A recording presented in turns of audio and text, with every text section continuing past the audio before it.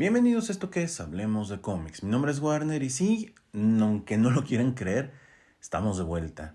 Han pasado muchas cosas desde la última vez que hablamos, muchísimas, pero la verdad es que la ausencia en el canal se debió a mucho trabajo. Tuvimos perritos, concretamente 7 perritos más los 3 que ya teníamos. Tuvimos que acomodar esos perritos en diferentes casas y bueno, en un momento les cuento un poco más. El día de hoy vamos a retomar y se me ocurrió que la mejor forma de retomar este contenido, este podcast, era hablando de uno de los cómics más icónicos en la historia de Batman. Y muchos de ustedes saben que no me gusta hablar tanto de Batman, pero creo que eso nos ayuda a recuperar a aquellos que creyeron fielmente en nosotros y los dejamos abandonados un rato. Hoy vamos a hablar de The Killing Joke, así que comenzamos.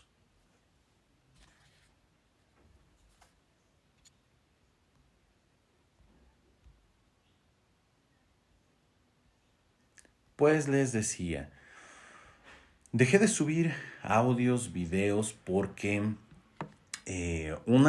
como siempre lo digo, tengo mucho trabajo. Trato de hacerme el tiempo para todos estos episodios de podcast que tanto me gustan y son terapia para mí, me ayudan a liberar un poquito el estrés del día a día. Sin embargo, bueno, sucedieron cosas, me rompí la mano jugando fútbol, era yo portero, ya no soy portero. Todavía mi mano no anda muy bien, que digamos. Cuando llegas a cierta edad ya las cosas no funcionan igual que antes. Decía yo en el podcast de The Sidelines Body Show, recuerden que es el podcast que tengo con mi amigo Mr. P sobre fútbol americano. Mi alma sigue en mi cuerpo, pero mi cuerpo no le ha dicho que ya no existe. Y pues estuve mal de la mano.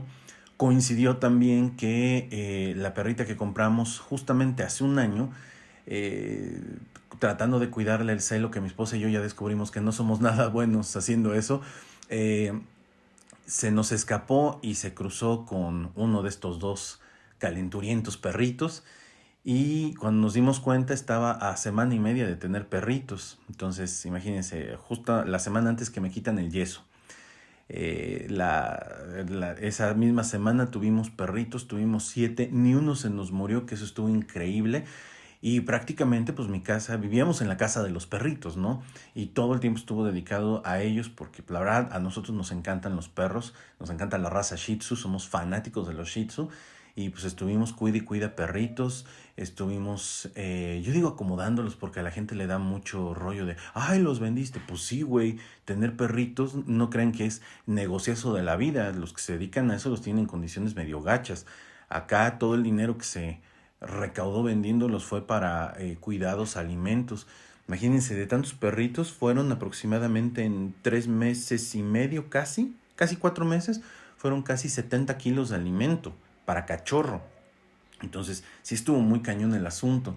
Eran desveladas, limpiar, la neta, ganas de grabar no tenía yo. Pero la verdad es que me sirvió porque me desafané un poquito del tema del cómic, que si bien es un buen hobby, pues cuando esto lo empiezas a hacer ya de manera más laboral, ya como que de repente te empieza a hartar, ¿no? Entonces, bueno, hace 2 semanas de cuando suba yo este podcast empezó la NFL temporada 2024 y como saben tengo otro podcast de Sidelines Body Show. Entonces empezamos a subir material, estoy subiendo mucho material, dense una vuelta si les gusta el americano o se quieren adentrar, dense una vuelta por ese podcast. Hablamos muy sencillo para entender el deporte. Y semana a semana damos la previa, los reviews y bueno, yo tengo mi propio espacio que es Zona Chiefs porque yo soy un jefe de Kansas City y mi compadre tiene su nueva sección que se llama The Absolute Pats Zone, creo que así le pusimos, donde habla solamente de los Patriotas de Nueva Inglaterra. Entonces dije, creo que es momento de regresar y por eso les decía yo al inicio, qué mejor que con Batman The Killing Joke. Escrita por el legendario Alan Moore e ilustrada por Brian Boland, otro legendario también de la ilustración del cómic. Esta historia fue publicada en DC en 1988 y se publicó como una historia de universo de mundos alternos. Originalmente no estaba dentro de la línea temporal del universo central de DC Comics. Y bueno, esto era porque era una de estas historias tangenciales y que recuerden que en la década de los 80s, a partir de Watchmen, The Dark Knight Returns, Frank Miller nuevamente y Alan Moore, los cómics empiezan a tener una oscuridad, un trabajo psicológico, que más que oscuridad, yo más bien les diría, empiezan a tener un toque más realista y un trabajo más en lo psicológico que simple y sencillamente en las historias de golpes. Entonces, bueno, Alan Moore se avienta esta gran historia. Para quienes no lo conozcan, esta historia no se publicó en formato de grapa. No existe esa versión en formato de grapa. La versión de 1988 es una versión de novela gráfica en TPB, pasta blanda, y es una historia completa de inicio a fin. No tienes que leer otra cosa. ¿Y de qué va la historia? Bueno, seguramente muchos de ustedes han visto este icónico, ¿cómo se llama? Cosplayer, no recuerdo cómo se llama, que siempre anda en las convenciones en Estados Unidos disfrazado precisamente de la versión de Batman de Killing Joke. Él es muy delgado y físicamente le da un aire muy cañón a este dibujo de Brian Boland, con un sombrero morado y anda a veces con vestido todo de morado, ¿no? Y a veces anda con los shorts, unas bermudas, una playera hawaiana, una cámara y anda simulando tomando fotos, ¿no? No recuerdo cómo se llama el cosplayer, pero es famosísimo en Estados Unidos porque de verdad se parece mucho a esta versión del Joker. Bueno, por lo menos hace 10 años, no sé ahorita cómo ande físicamente, ¿no? El tiempo no pasa en balde. Y entonces, bueno, ¿de qué trata la historia? Eh, para empezar,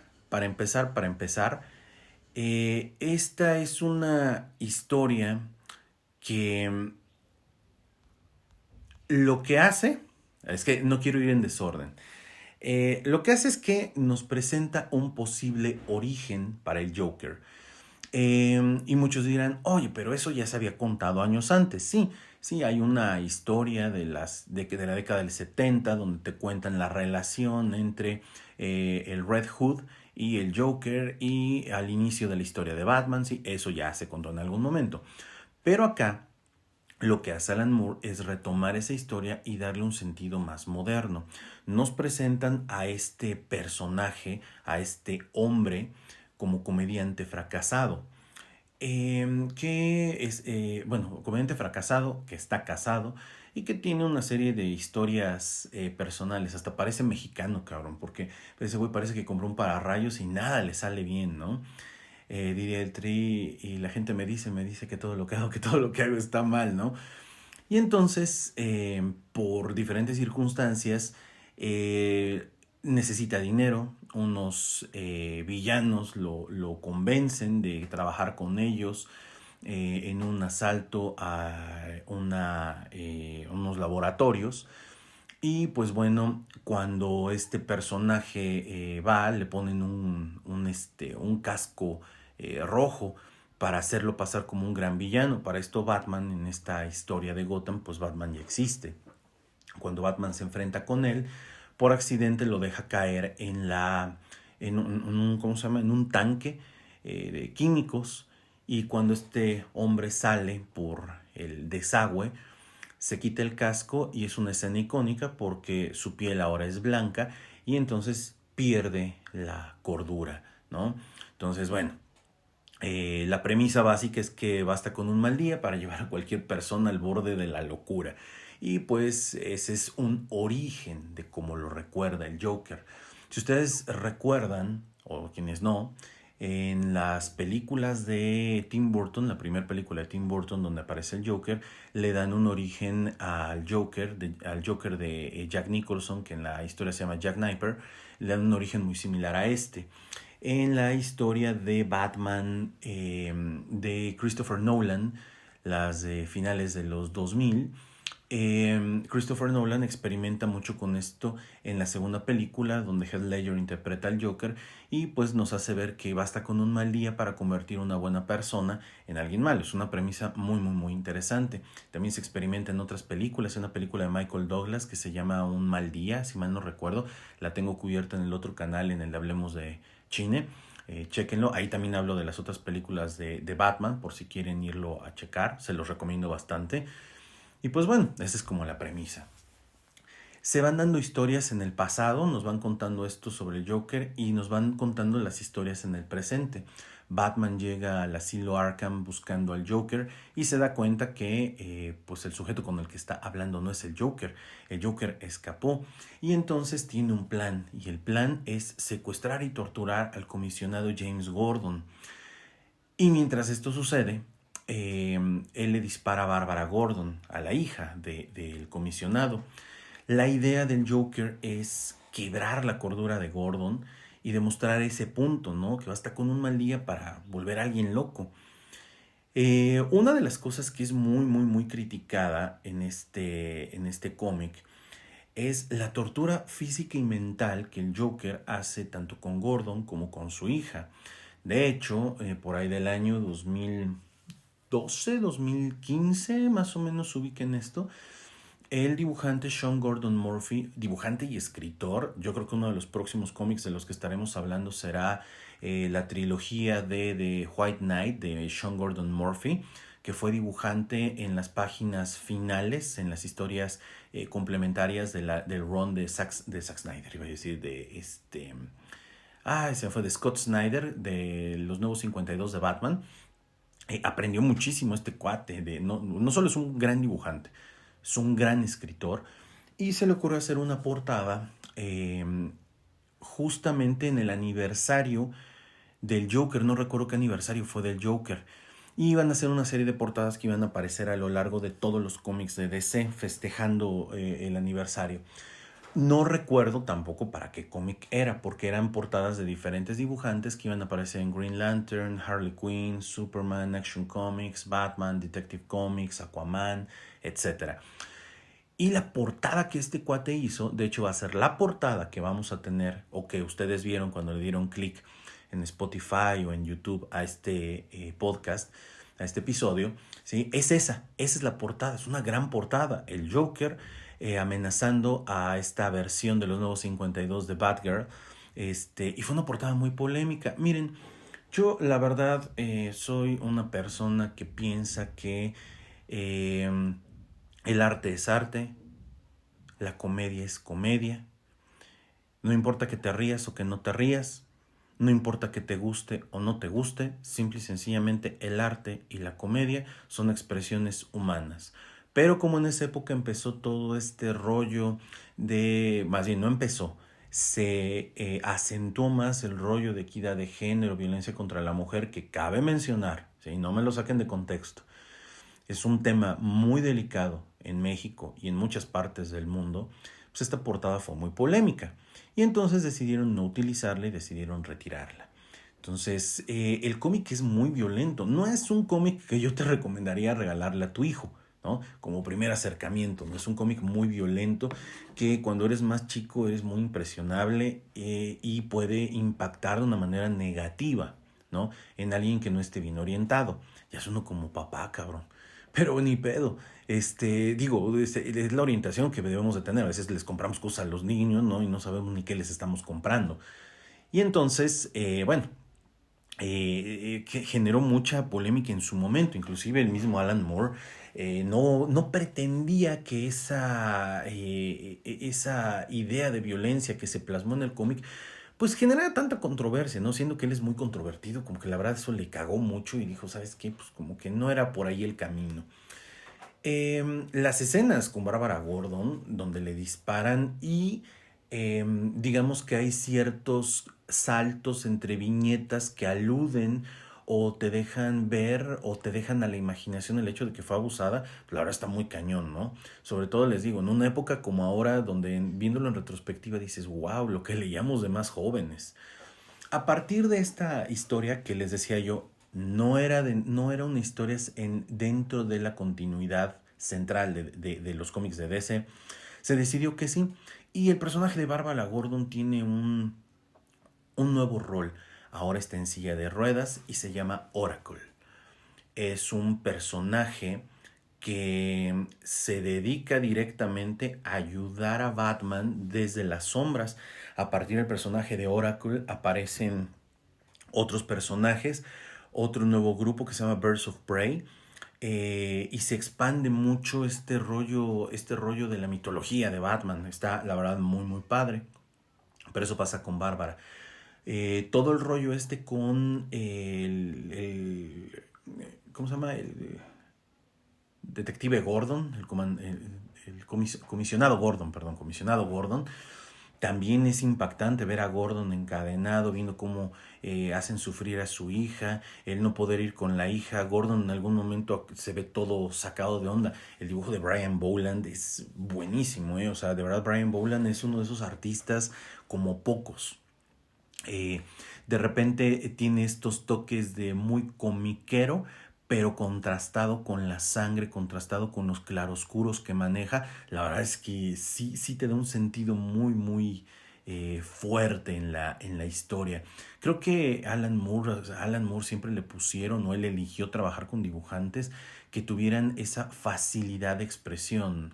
En todo lo que hacen. Es como el trabajo que hace Dave Gibbons en Watchmen. Es una cosa impresionante porque cada una de las viñetas por sí sola tiene un significado, y en conjunto 3 viñetas, porque ese cómic está hecho de son 9 viñetas por hoja aproximadamente, tiene un significado en conjunto, ese sentido de movimiento. Pero bueno, ya después platicaremos de ese. ¿Qué otra cosa tiene este cómic que a ustedes les podría llamar la atención? O que si ya lo leyeron, la neta es que está muy bueno. Em, Además de la controversia eh, que se generó, es una de esas historias que le vamos a llamar un hito en la historia de Batman.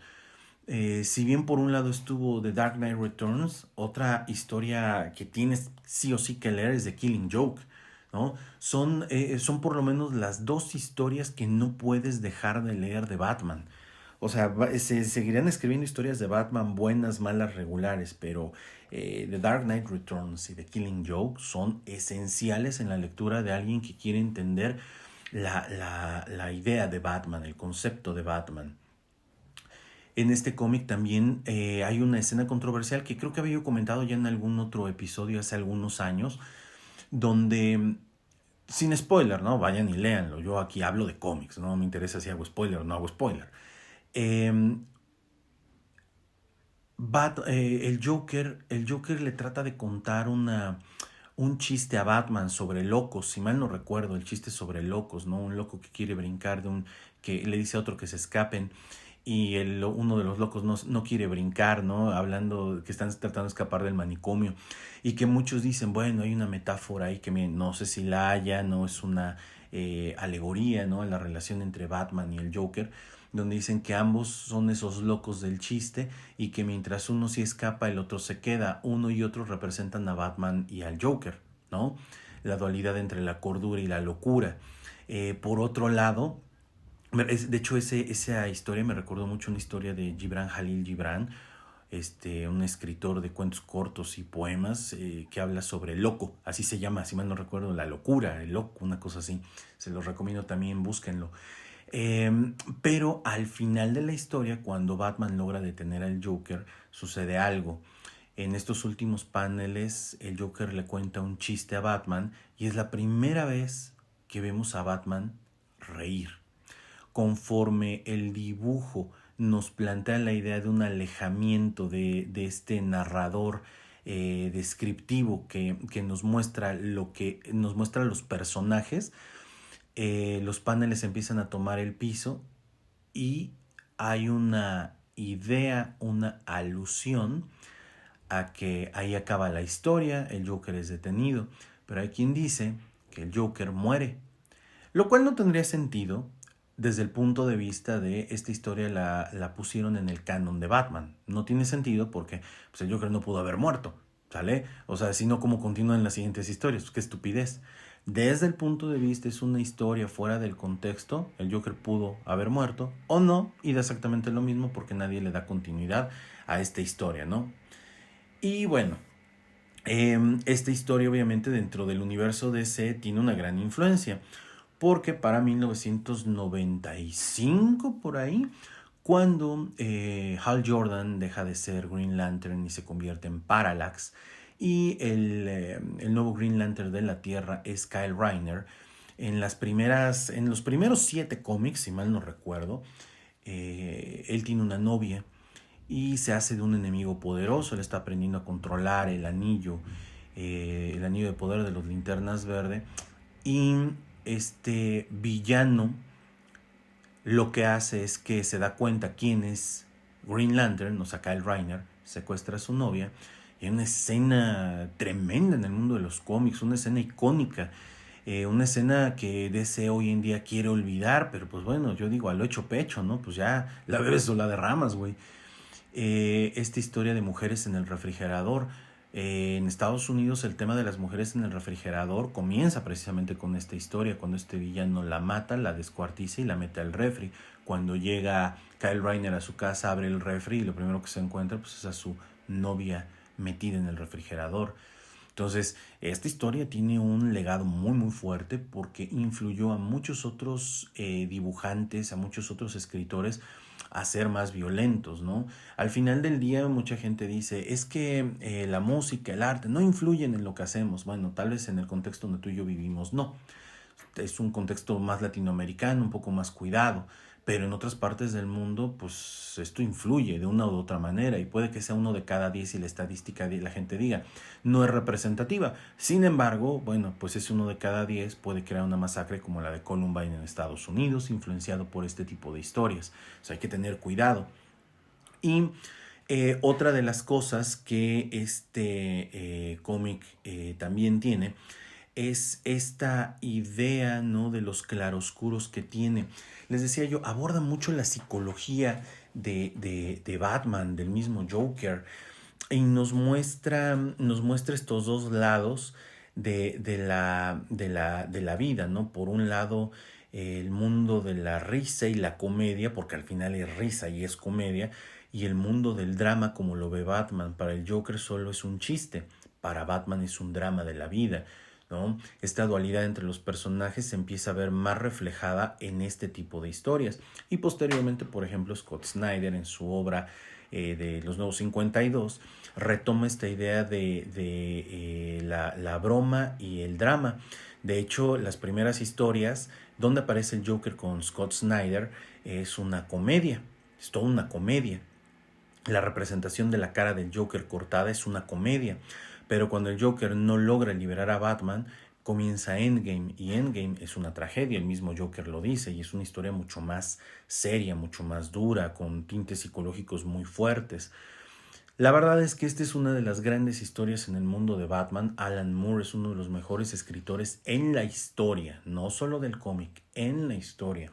Le pese a quien le pese. Y miren, yo siempre le digo a la gente, ¿no? Cuando me preguntan, ¿por qué prefiero los cómics? Me gusta más la experiencia. He leído mucho y cuando les digo he leído mucho, mi esposa no me va a dejar mentir. Tengo una biblioteca impresionantemente grande de literatura que he leído desde que era yo chiquito. Las historias de Julio Verne, H.G. Wells, H.P. Lovecraft. De repente hay cosas que yo en los cómics que ya leí en otras historias, pero la gente que no ha leído esas historias cree que esa es una gran historia, ¿no? Dentro del mundo del cómic, cuando es un refrito. Los personajes de Marvel son refritos de otros personajes creados en otros momentos. Cuando les digo que Alan Moore y Frank Miller son grandes escritores, créanmelo por favor, son tipos que tienen una creatividad como pocas veces en la literatura. Nada más dense una idea, Watchmen dentro de la prosa, ¿sí? Dentro de la prosa moderna está considerado por lo menos en el top 10, top 15 de novelas. A ese nivel puede llegar. Entonces, es una historia, es un escritor muy, muy, muy, muy interesante. Si ustedes están interesados en esta historia de The Killing Joke, por lo que acabo de comentarles, recuerden que pueden visitarnos en www.villanscomics.shop y aquí les estaremos diciendo si la tenemos. De hecho, ahorita tenemos en existencia como 3 versiones en tapa dura. Si alguien quiere la versión de 1988 me pueden decir y se las podemos conseguir. Obviamente recuerden que entre más viejito es el cómic, normalmente es más caro, normalmente trae ciertos detalles porque por mucho que los encontremos en un buen estado, traen detalles, ¿no? Pero recuerden que en este mundo del coleccionismo pues es acorde a tus posibilidades. De hecho decía yo comentar Les digo, tengo mucha chamba, ando, pongo YouTube, pongo lo que sea y me aparecen cosas referentes a mis gustos, ¿no? El otro día estaba yo viendo estas controversias de la gente que hace colecciones, ¿no? Se pelean los youtubers porque yo tengo la razón, yo no. Yo la neta digo, mira, al final del día, yo por ejemplo yo colecciono Lego, colecciono ahora DC, ¿cómo se llama? DC McFarlane, Marvel Legends, obviamente mis cómics, colecciono G.I. Joe, me encantan los G.I. Joe, no las versiones, las primeras que eran del tamaño tipo Barbie, porque la verdad se me hacen muy caros y no me gustan los G.I. Joe noventeros, esos están muy chidos. Caballeros del Zodiaco, ¿qué otra cosa colecciono? Ay, espérenme. Obviamente colecciono libros, me encantan los libros. Estoy empezando mi colección de iPhone. Ando buscando así los iPhone viejitos en buenas condiciones porque los voy a mandar a Estados Unidos a que me hagan estos cuadros donde los abren. Son unas madres bien padres. Ahí les dejo luego la liga para que vean qué es. Pero digo, en el mundo del coleccionismo, cada quien colecciona lo que se hincha la fregada gana. Tú sabes si pagas de más o pagas de menos, ¿no? Hay oportunidades únicas. Pero ver a güeyes peleándose por eso, no mames, qué hueva.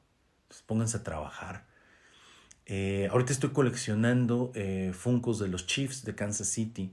Entonces, ahí les encargo, ¿no? Si saben de algún Funko de Travis Kelce, creo que es el Funko grande que ando buscando ahorita es el de Mahomes, el 236, que es un jumbo.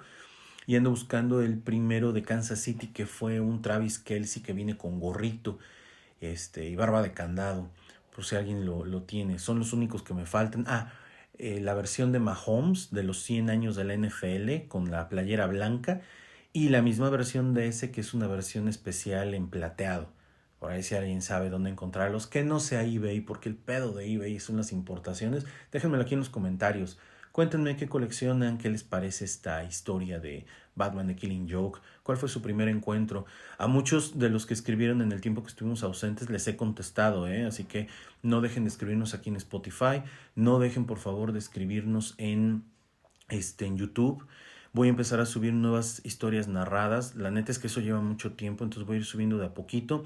Voy a empezar a subir otra vez en Hablemos de Cine y en Hablemos de Series para que también se den una vuelta por ahí y podamos seguir platicando de las cosas que nos gustan. Dense una vuelta en mi canal de Sidelines Body Show.